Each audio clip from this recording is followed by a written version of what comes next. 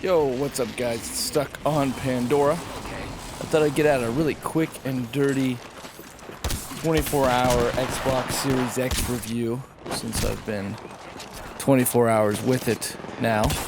And while it's fresh on my mind, by quick and dirty, I mean I'm not going to edit this audio in the least. Let's get the first thing out of the way, which is my one and only criticism. When people say PlayStation 5 has exclusives, that's very true. Today, I played Castlevania, the Sorrow of Aria for the GBA, which I'll talk about more in a little bit, and Apex Legends, like my normal routine.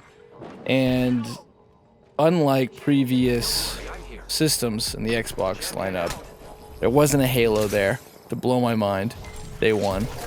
There wasn't a Halo 3 to blow my mind day one.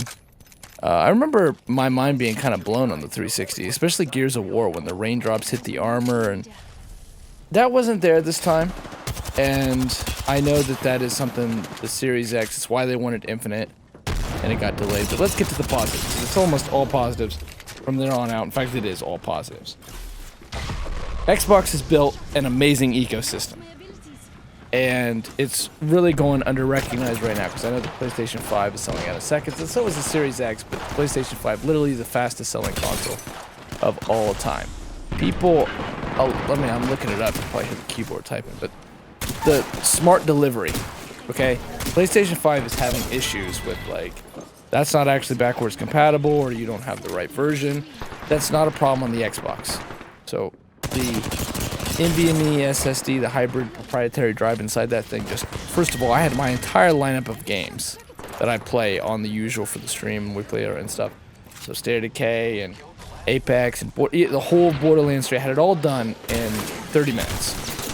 It was already set up and it was seamless.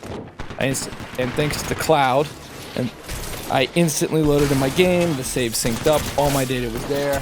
There was not one hitch, and that's super impressive for a new console. Setup. Again, the ecosystem. There's the Xbox app. There's Game Pass. You get on the app, you put a code in. Oh, hey, here's your settings from your last console. You want those again? Yeah. Sweet, you're all set up. You're all done. No problem at all. Probably the easiest setup for a console I've ever had. A little more complicated on my end because of the audio, but I got that all set up today too. And when it comes to the exclusives, I can't fully speak on it too. It's like a mixed criticism, because I also don't get to experience the full power of the Series X because of the stream, the capture card, and with the splitter, I can't go up to 4K. I can't go up to 2K 144 hertz. I'd love to. I can do 2K, can't capture 2K. So keep that in mind. The next thing is, I was going to mention the GBA stuff. I set up the dev kit today. With dev kit, you can get RetroArch on there, and you got to be kind of quiet about it, because obviously nobody here is advocating pirating games, and I don't advocate pirating games in any game I do play. I've got a copy of, but that being said, the Series X is an emulation machine. It's a beast of an emulation machine. Did I mention quick and dirty? But beyond that, beyond the emulation, because that's a whole other topic that I'll really delve into more deeply maybe at some other point, and there's a lot of videos on that. When we want to talk outside of the gray area that is emulation, Xbox built a team a long time ago just dedicated to backwards compatibility, to getting that original Xbox family on there, to getting the 360 titles on there, and it's bearing fruit big time. Yes, the PS5 has exclusives, but the Xbox Series X, it's feast and famine. If you want games, you go to Series X, because it's all basically there at this point, and it's more and more is getting there in those games, and that's great for archiving of video games and this digital media art, and it's great for the consumer. It's great for the companies, because they can keep selling these games on their marketplaces. PlayStation was just a month away from closing down the PlayStation stores for the PS3 and the PSP. So many great titles were going to be lost to the ages, and you don't have that problem with Microsoft right now. Microsoft has a big advantage in that they've got the FPS people. They still have from the Call of Duty. You get the map first, and the Halo and Xbox Live days. They still generally get those people. It's one of the reasons Battleborn people Battleborn on Xbox actually had a much larger community, even though Randy seems to hate Xbox, and we didn't really get a lot of love.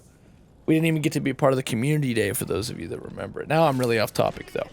The Xbox also, in this ironic way, has the last helping of the casual community from the early Xbox One days, but also the 360 days.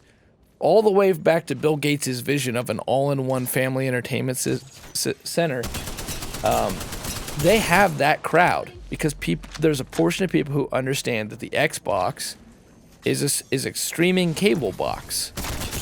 Not just Netflix and stuff. You can put your cable app on there. You can stream movies. You can watch DVDs and Blu-rays.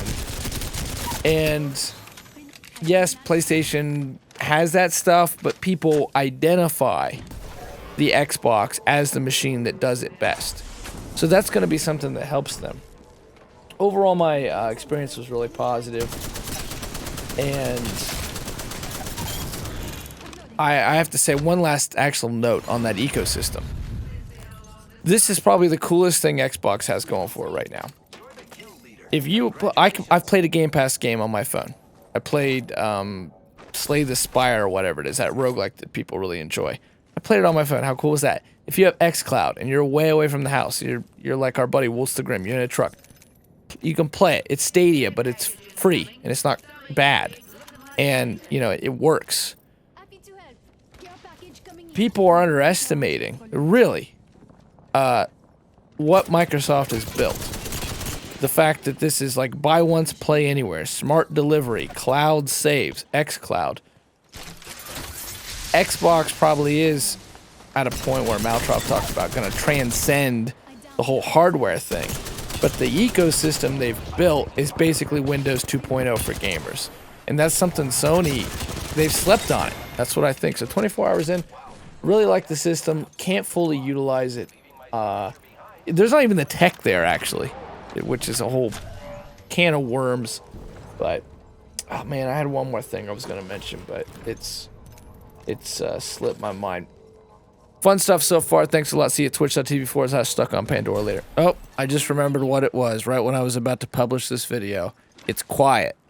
The Xbox Series X is really quiet. And Digital Foundry did an excellent video where they went over the heat signature and the power usage of the Series X. Series X compared to the Xbox One.